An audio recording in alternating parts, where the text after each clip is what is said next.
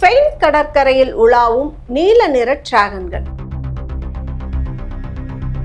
குழப்பத்தில் அதிகாரிகள். இந்த டிராகன் ஏற்படுத்தும் பேராபத்துக்கள்.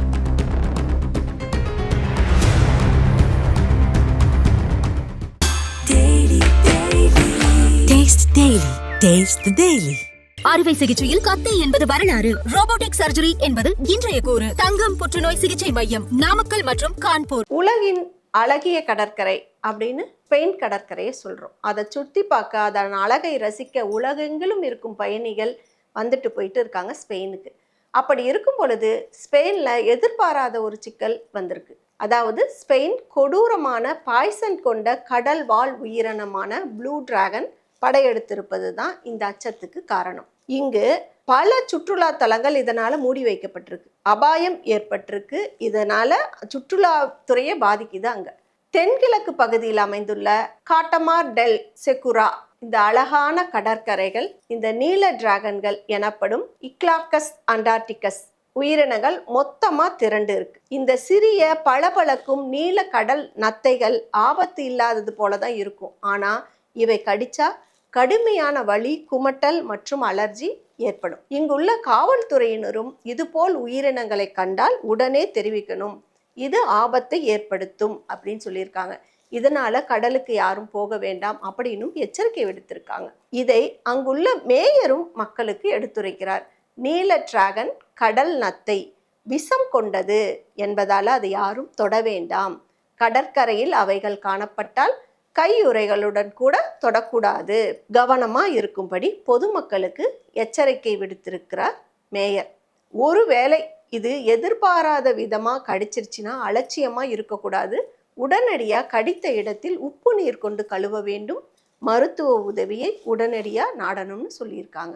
நீல நிற டிராகன் அப்படின்னா என்ன, அதை பார்ப்போம். பல காலமா கதைகள்ல வரும் உயிரினத்தை போல இருப்பதால இந்த நத்தைக்கு நீல டிராகன் அப்படின்னு பெயர் வந்துருச்சு. சுமார் 3 சென்டிமீட்டர் நீளமுள்ள ஒரு சிறிய கடல் வாழ் நத்தை தான் இது. இது போர்ச்சுகீசிய மனிதன், ஓப்போர் உள்ளிட்ட நச்சுத்தன்மை கொண்ட சிறு உயிரினங்களை சாப்பிடும். இதனால இந்த நத்தையின் உடலிலும் விஷம் இருக்கும். இதனால ஒரு முறை அந்த நத்தை கடித்தால் கூட பெரிய பெரிய விலங்குகள் கூட முடங்கிடும். அந்த அளவுக்கு இந்த நத்தை ஆபத்தான விஷம் கொண்டது. மத்திய தரைக்கடலில் நீல நிற டிராகன்கள் அதிகமாக காணப்படுது. ஆனால் அட்லாண்டிக், பசிபிக் மற்றும் இந்திய பெருங்கடல்களில் இவை அதிகம் இப்போ காணப்படுது. அங்கு இவை கடல் நீரோட்டங்கள் மற்றும் காற்றின் மூலம் அடித்து செல்லப்படுது. அப்போது மனிதர்களோட எதிர்பாராத விதமா தொடர்பு ஏற்பட்டுருது. அப்பதான் மிகப்பெரிய பாதிப்பை மனிதர்களுக்கு இது ஏற்படுத்துது. இந்த நீல நிற டிராகன் எப்படி இருக்கும்? 1.2 அங்குலம், அதாவது 3 சென்டிமீட்டர் நீளம் வரை இது வளரும்.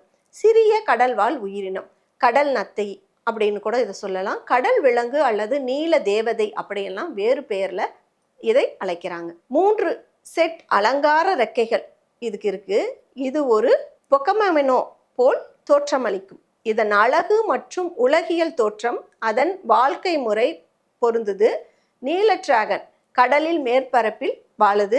அதன் வயிற்றில் ஒரு காற்று குமிழியையும் அதை மிதக்க வைக்க நீர் மேற்பரப்பு அந்த பதற்றத்தையும் பயன்படுத்துது. அது அசைந்துகிட்டு இருக்குது. அதனால இது ஒரு சிறந்த மறைப்புக்காக தலைகீழா மிதக்குது. அதன் பிரகாசமான நீல நிறம் மேலே இருந்து வரும் நீரின் மேல் பரப்போட கலக்குது. அதே நேரம் அதன் வெள்ளை சாம்பல் பின்புறம் கீழே இருந்து வானத்தை போல் தெரியுது. இப்பதான் தெரியுதா அந்த கதைகள்ல ஏன் இதை இப்படி வர்ணிச்சு சொல்றாங்கன்னு. இது இப்ப வெளியில தெரியலாலதான் நம்மளுக்கு ஆபத்தை ஏற்படுத்தும் என்ற அச்சம் மக்களிடையே எழுகிறது. பாதுகாப்போடு இருப்பது அவசியம். இது போன்ற தகவல்களுக்கு கிங் டிவியுடன் இணைந்திருங்க. நன்றி.